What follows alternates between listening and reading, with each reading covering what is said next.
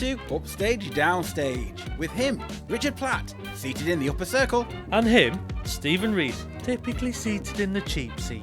This is the Theatre Podcast, where we discuss productions we've seen, Things we've liked, and may not have liked, giving our complete unprofessional and non-biased opinions. So grab a brew, Take a seat, and let's raise that curtain.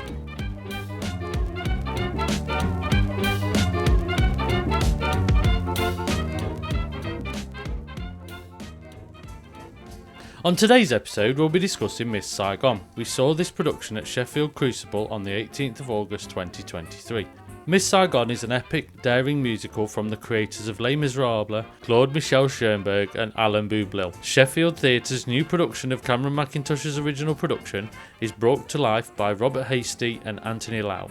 So Stephen, what's it all about? In the turmoil of the Vietnam War, Chris, an American soldier, and Kim, a Vietnamese girl, fall in love and marry, but are distressingly separated when Saigon falls. As years pass, Chris, unable to contact Kim, remarries and attempts to move on with his life. Kim, however, gives birth to Chris's son and waits faithfully for Chris's return. When circumstances bring Chris back to Vietnam, he learns the truth. But before he is able to speak with Kim, she takes her own life, ensuring their son will be taken back to America with his father. But first, our post-show opinion! An entertaining production. A very creative reproduction. So with all that said, let's Set the scene!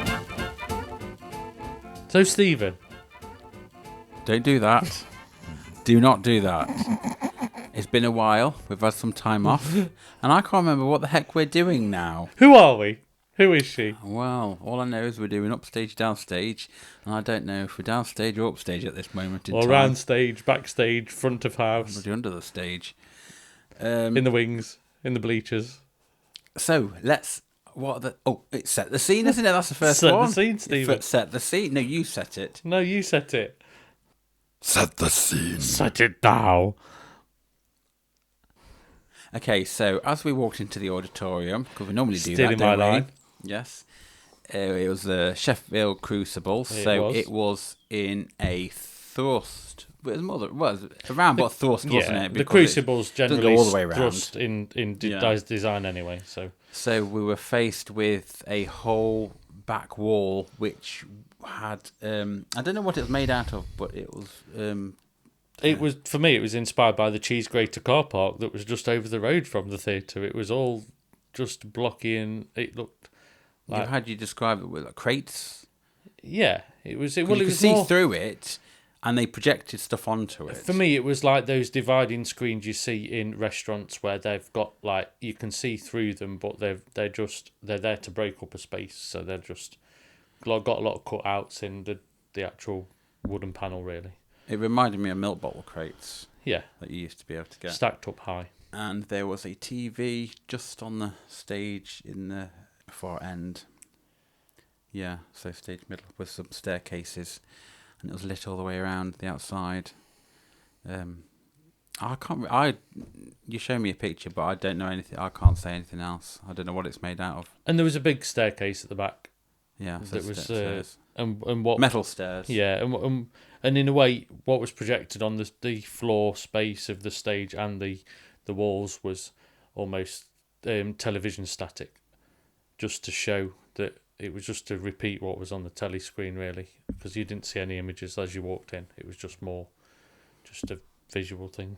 Yeah, and then they all took to their seats at the very front, didn't they? On the benches around the side. Yeah, all the way around the side of the stage Before they started. Yeah. And then it appeared that the you start when you heard the overture play, it was very obvious that then the orchestra were actually above the stage, behind the screen, Crates, yeah. right above the sort of seating line, so you could see them in the background, but you couldn't actually see them fully. You just knew they were on stage at all times. Later on in the production, you did actually get to see them through the gaps. Yes. Because once some of the cast members walked up the stairs and into the door and to go off, you then saw the orchestra behind there. And they were also visible at one point. I can't remember what scene that was, but they... did they show the video of them? Yeah, there was some They were almost like a live link one to the... Yeah. So now we've just bored you all, but it was very much a very bare stage production. It And was then definitely a bare stage they production. started bringing stuff out into it. I wasn't quite aware of the production and what it entailed. I knew that was some kind of like helicopter thing in there, just out of what people have said. 'Cause a lot of people remember the helicopter scene, so they probably mention Yeah. it to other people because it's Well, the that's it. I just knew most impactful scene of the it was only production. like a tiny little thing right Yeah. at the very end. It had nothing to do with it, so I didn't necessarily know, come to see this, what it was about. No, You know, because am I right in thinking that Miss Saigon was the name of the brothel, or the pageantry thing of being Miss Saigon, like yeah, Miss it's like America, the- yeah, sort but of thing, yeah, same sort of so like a principle. pageant thing, but she was running a brothel. Yeah, that which right? it's to try and show that's the real life of the underground almost of Yeah, but is that what the name comes from? I'm not sure. Oh, you've seen it so many times, you say? I've not said I've seen it so many times. I've seen it once before. Only the once. Yeah, just the once before. But it was a while ago. That's 100% more than me. It's based on a Madame Butterfly, so that's probably why they called it Miss Saigon, because of Madam and Miss, wasn't it? I don't know. Are you making that up? No, I'm reading it here. Miss Saigon is sung through musical based on Puccini's Madame Butterfly. Go on then, talk about it. So, Richard, what's it all about? Should read from the script. Should we do a reenactment? Right, so Miss Saigon's a sung through musical based on Puccini's opera Madame Butterfly. And it actually started by Schoenberg finding a photograph from the Vietnam War in a magazine one day with a picture depicting a mother leaving her child at a departure gate in an airbase to get on a plane to the United States for a better life. Right. So that was the seed that's sown that then linked it to Madame Butterfly. So that's probably where that all comes from. It gives it away when it's very operatic in its style, the musical itself. It's not really a musical it's not all sort of. I say sort of now. We're sort of saying it. I'm sort of saying it. Because like I was saying, I wasn't quite sure what I was expecting with this production as to Yeah, where of the course. storyline were going. And I think it wasn't until the interval where I said to you, I'm just not sure as to where it's going or what it's about, because I wasn't prepared going in to know what the actual storyline was and who I was following. So at the very beginning, it just seemed like a lot of stuff happening that I wasn't sure who the lead was that I should be pinpointed towards. Yeah, because they had a lot of actors come on doing different various things. yeah, it's quite a hectic introduction to the musical. Really, Yeah. It's quite a lot. We've got a lot of musical numbers, but actually they all tend to blur into one almost. Yeah. It's like one big long song almost. It wasn't until the engineer in the second act that I started enjoying this production, Yeah. and knowing that I quite liked her. And then it was like, oh, so she's Miss Saigon, or the woman who ran the brothel, Yeah, and she was like extremely, really good. yeah, in definitely. terms of her singing and her acting as well. So I sort of cottoned onto her, or just followed her, because I was a bit lost with everybody else. Yeah, it started to become more clearer in the second half. I think there's a lot. Yeah, it was clearing up the pond water, I think, from the mess. I say mess, maybe I just don't understand it, but I just don't understand it. I think it's a production that's a bit of a culture shock if you've not sat through that sort of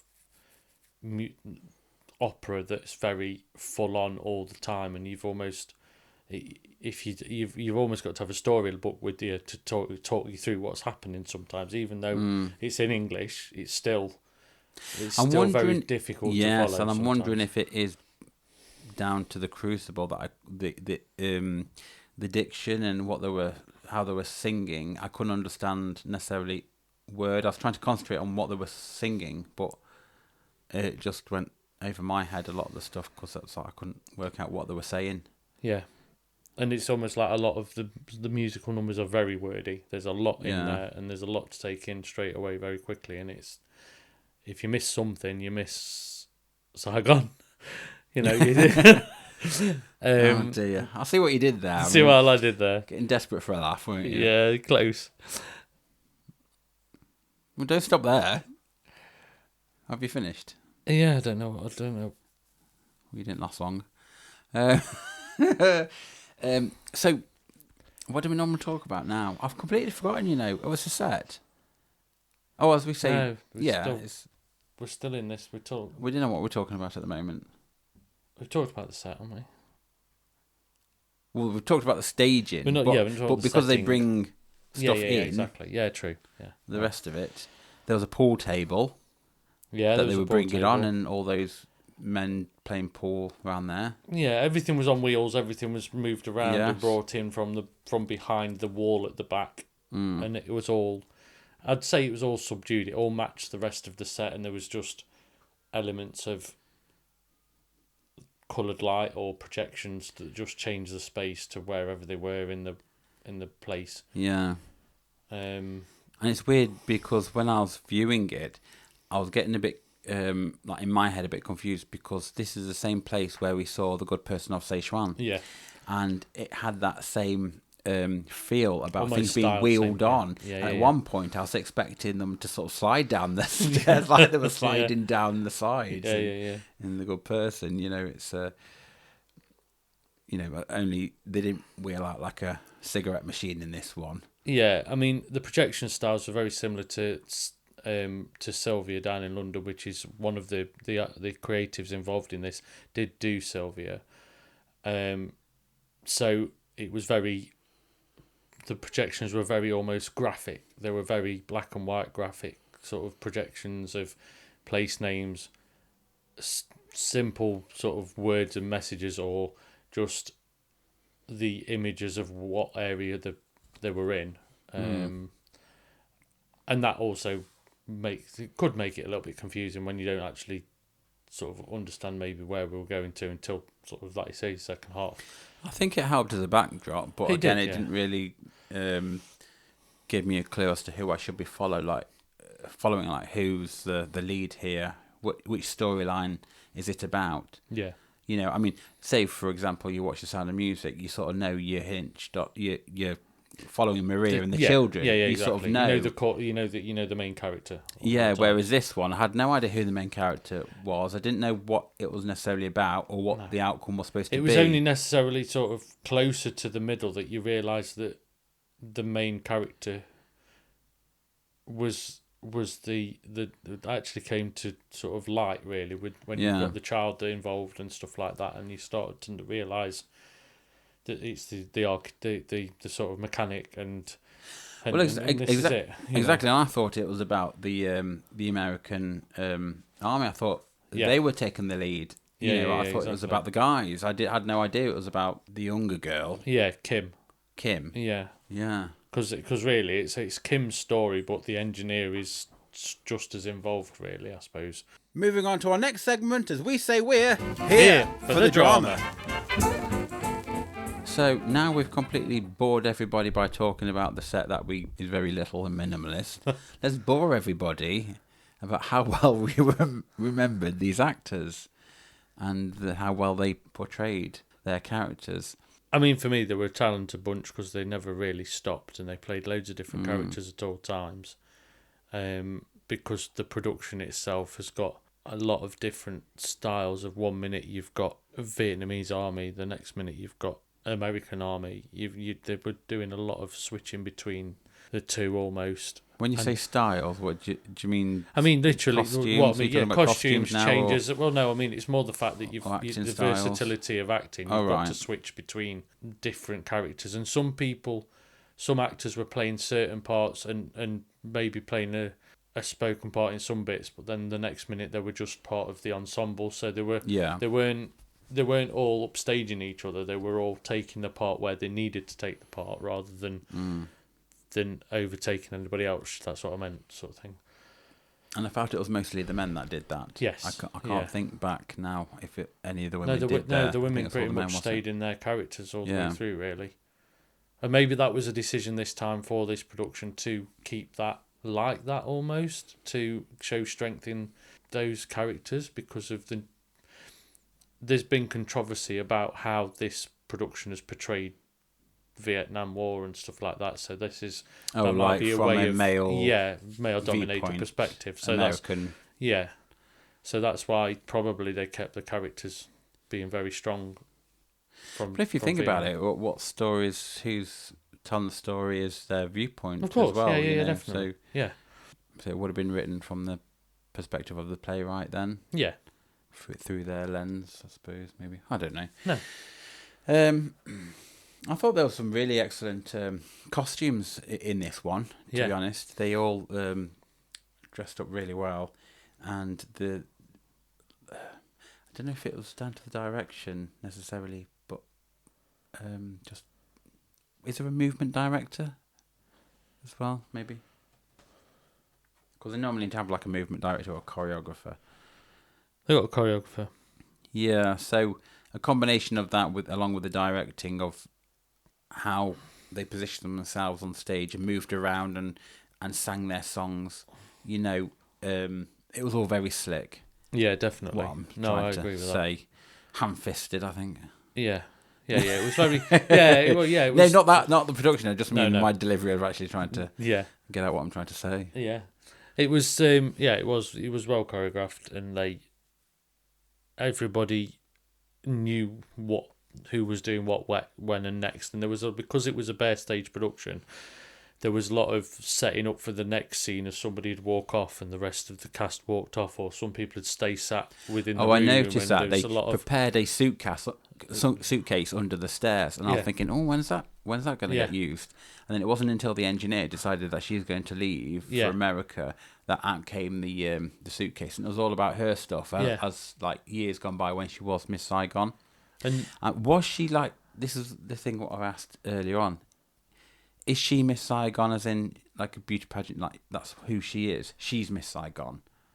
Is she the person? Because she put this banner on it that said Miss Saigon, so it must be...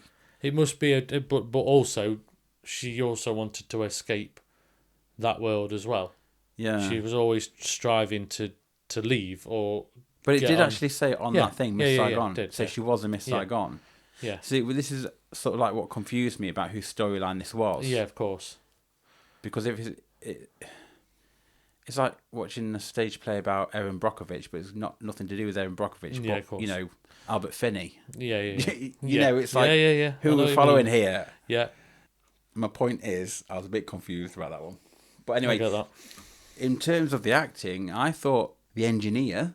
Oh, yeah, totally. She was fantastic. Yeah, and then to find out she's actually been the engineer in the original productions of it. In the touring, was it? Well, the touring productions, the main ones that have been touring most of the time when it was actually around in its past. Let me just... Yeah, it started at Drury Lane, so she's done Drury Lane Theatre, she's done the Sydney, she's done the UK tours, 10th anniversary performances, so shout out to Joanna Ampel. Yeah, total shout out to Joanna Ampel. She just embodies the character because there's such a transition and change between her being that brothel owner to becoming an engineer, or also becoming a prisoner, and there's such a change in her character that she just was always engaging, and you were just focused. And I think that's where you come to, Steve. And it was hard to not draw focus to that person because Joanna's character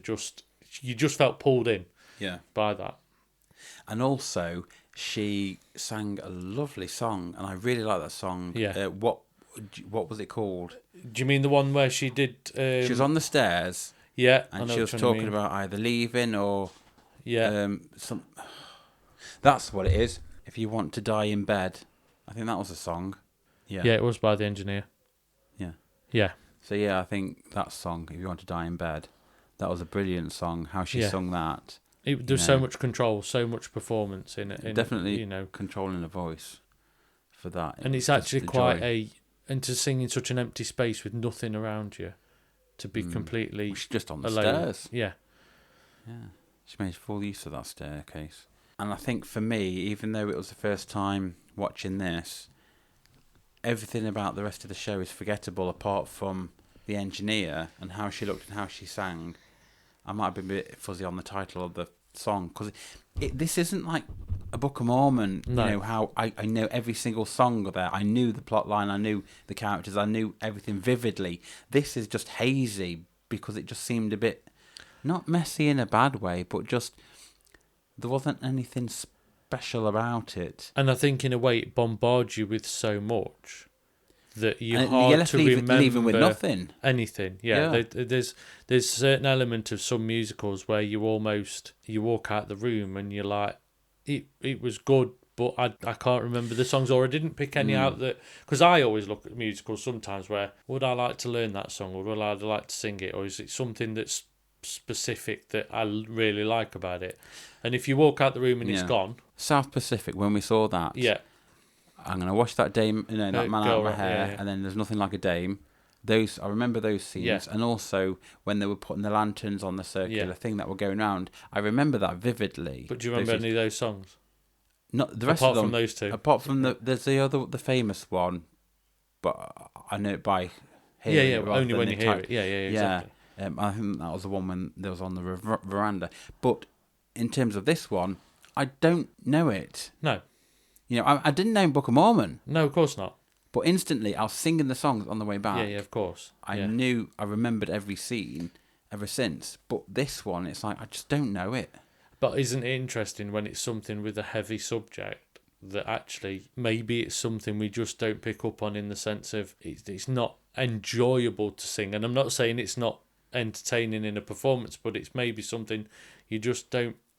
It's not something you can relate to the same. Well, I suppose Blood Brothers were like that, but I remember the scenes in that. Yeah, and Blood Brothers, for me, I remember songs probably more vividly because it's almost like urban poetry in a way, whereas this Tell is Me not. It Isn't True, I remember that one. Exactly. But I remember all the scenes, whereas this just...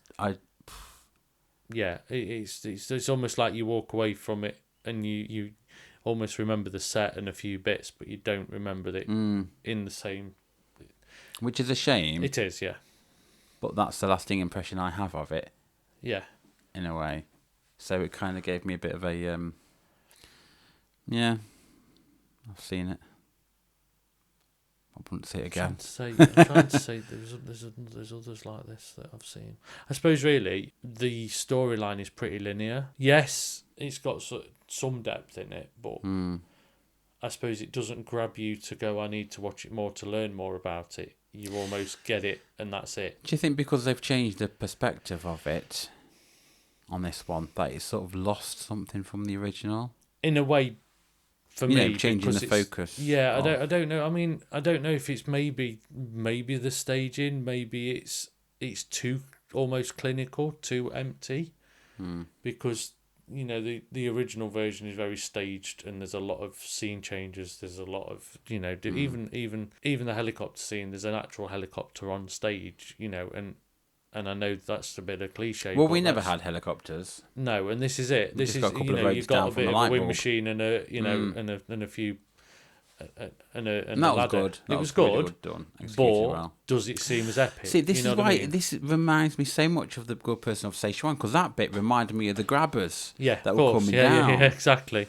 You know? It was like we just hooked on a different thing, like put a and ladder on it. whereas this one's got a TV, the other one had a computer. Yeah, of course. And it's... But it's like, for me, we saw the reworking of Billy Elliot.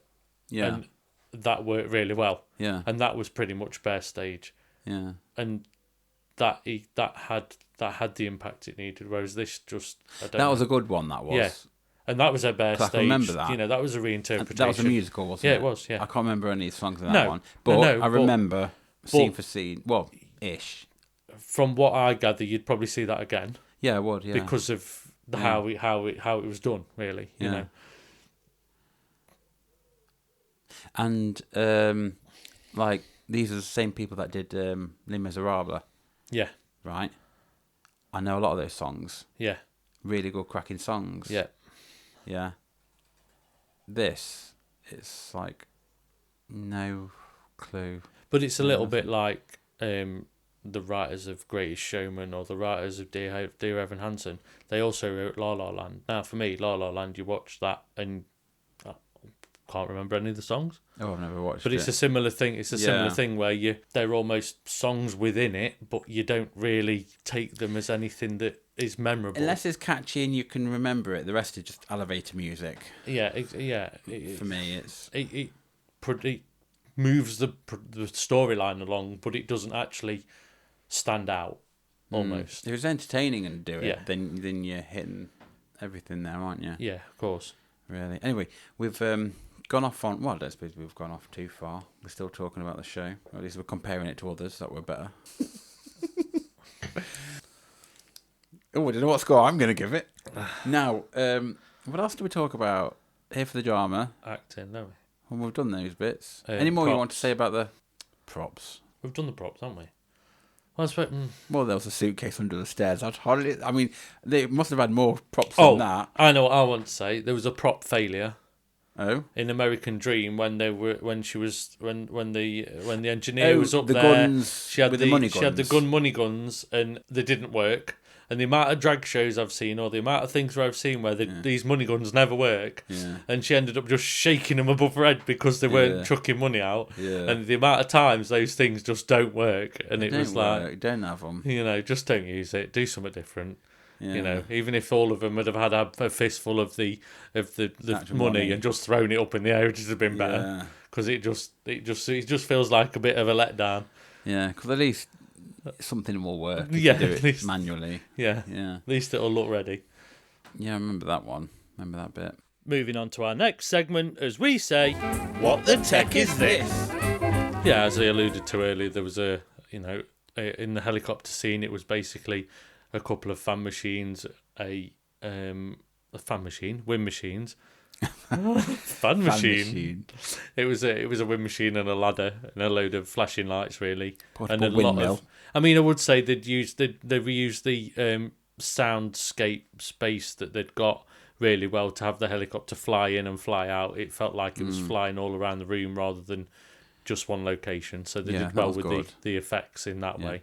The audio quality and stuff. Oh, yeah. And sound effects and the visuals. They The were visuals top notch, were good. actually. Yeah, they were. It worked really well in that respect, and it looked genuinely good. And nothing was badly done, and it was actually quite simply lit.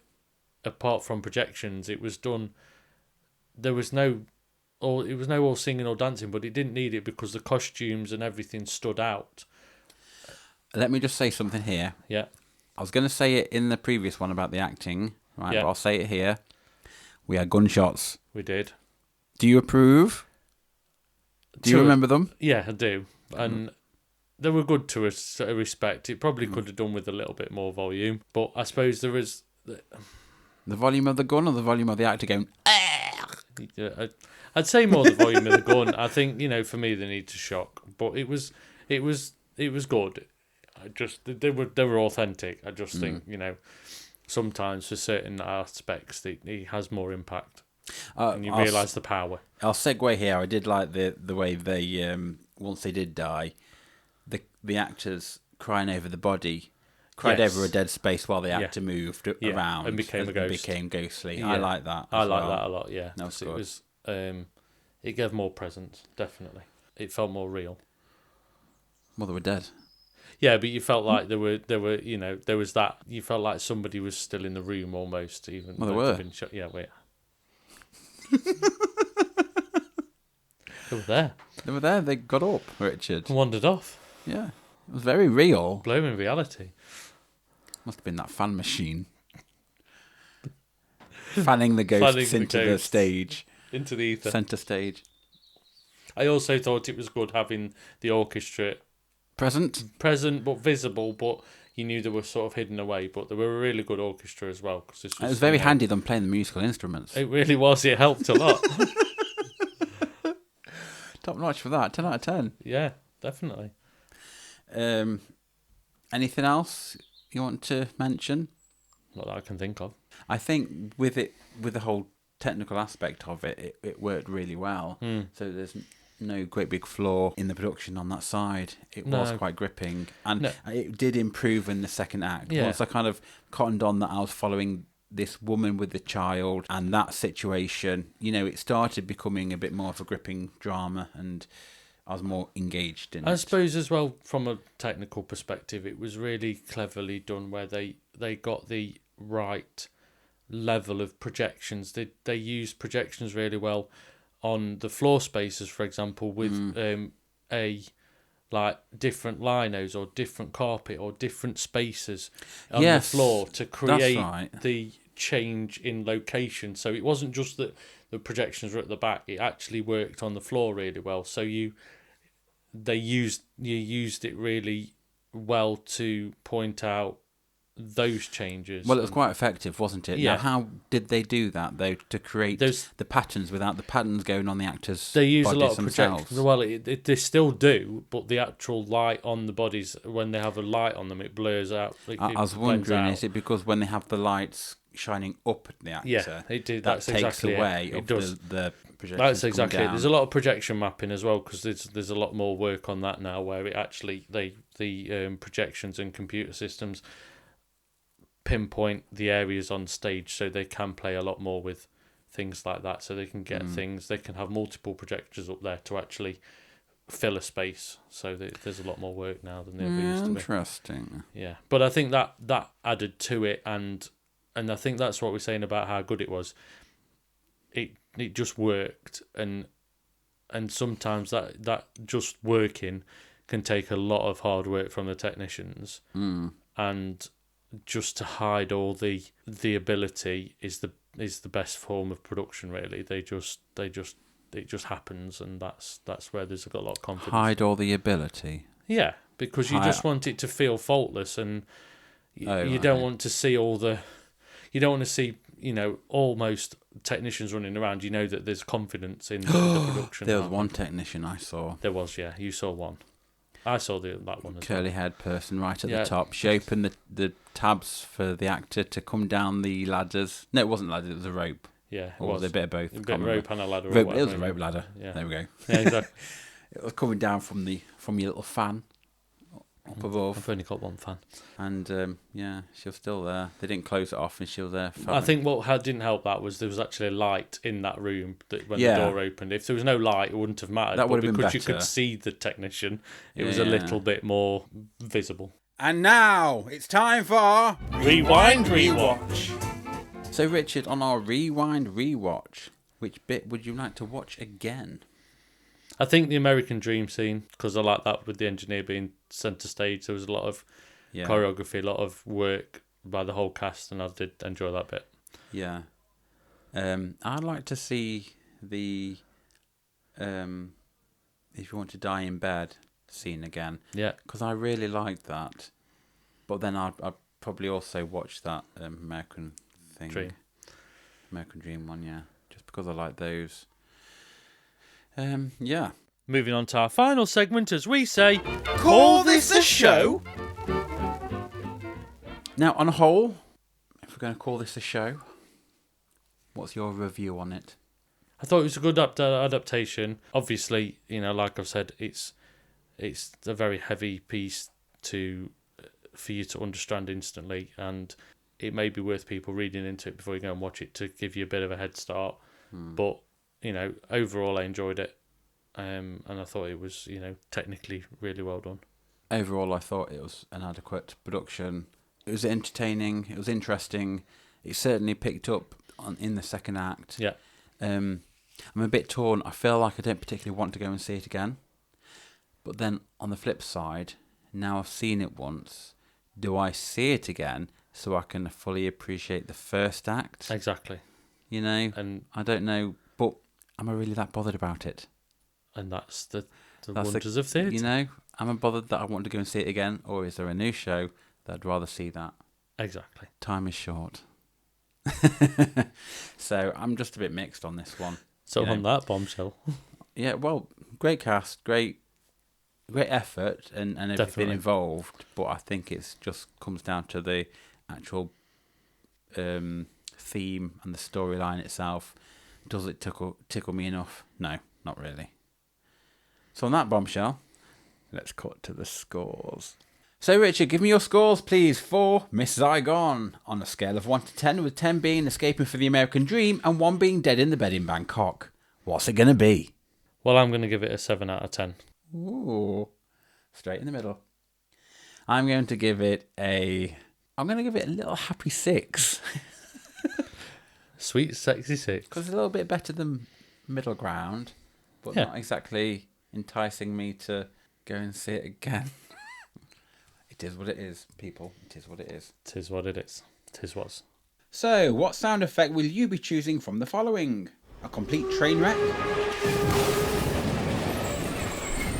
tumbleweed, an audible shrug of the shoulders, a slow clap, a pleasant applause, or a standing ovation. What will it be? A pleasant applause. Yeah, I'm going to give it a pleasant applause as well. So there we are. That's our discussion of Miss Saigon. We hope you found it insightful. If not, entertaining. Stay tuned as we bring you more of our thoughts And opinions. on many theatrical delights in future episodes.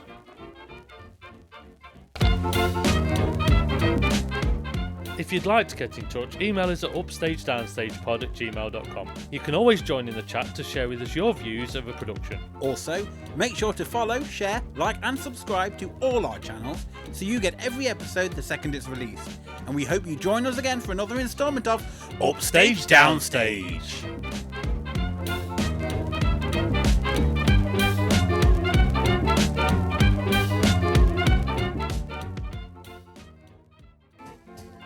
A 2. 1, 2, 3, 4. Oh, I do like to be beside the seaside. Oh, I do like to be beside the sea. Oh, I do like to stroll along the prom, where the brass bands play. Pillium, pom pom. Miss Saigon is an epic, daring musical from the creators of Les Miserables, Claude Michel Schoenberg. Oh God, you got me to do this on the bed, did you? I've been twiddling my thumbs like this. Claude Michel Schoenberg and Elaine Boubel. Oh God, no, what? Boobill. Boublil. Claude Michel Schoenberg and Elaine Boubel. Well, hold on a minute, because it's an epic, daring musical from the creators of Les Miserables. That's what I did. Yeah, but I didn't intonate, that's what you're trying to tell me. It's the intonation. Have you been directing me now? Are you starting to direct? Uh-huh. Miss Saigon is an epic, daring musical from the creators of Les Miserables, Claude Michel Schoenberg and Elaine Boubel. Is it Michelle or Michael? I guess it might be Michelle. Google it. Google voice it. See, this is what you could have been doing instead of waiting around for me. Miss Saigon is an epic do it again. Miss Saigon is an epic, daring musical from the creators of Les Miserables, Claude Michel Schoenberg and Elaine Boubel. Alan. Elaine. It's not Elaine. It's Alan. Elaine. It's like ABBA's song. Miss Saigon is an epic, daring musical from the creators of Les Miserables, Claude Michel Schoenberg and Alan Boubel. And Alan Booblil. And Alan Boubel. Don't make it so obvious that you're stopping. I know, I was trying to Just go, and Alan Booblil. Thinking about cutting here. cutting the time, so it's less editing. Now we're editing loads. Cut that out. Claude Michel Schoenberg and Alan. Sheffield Theatre's new production of Cameron Mackintosh's original production is brought to life by Robert Hasty and Anthony Lau. You've done a f***ing good job here. Original production is brought to you original production is Sheffield Theatre's new production of Cameron Mackintosh's original Do you want to production do it? is brought to life by. That's all you need to do. just like that. So Stephen, what's it all about? I've knocked the mic. Didn't Right. knock the mic, baby. Knock the mic. When circumstances bring Chris back to Vietnam, he leans. Why are you looking at your watch as if I'm like taking far too long here? No, it vibrated. Oh, I'm sure. It's like, It did. Still on. It told me to do some exercising. Get out. Make the horn. Oh yeah. One take wonders. I'll talk about that. That was alright.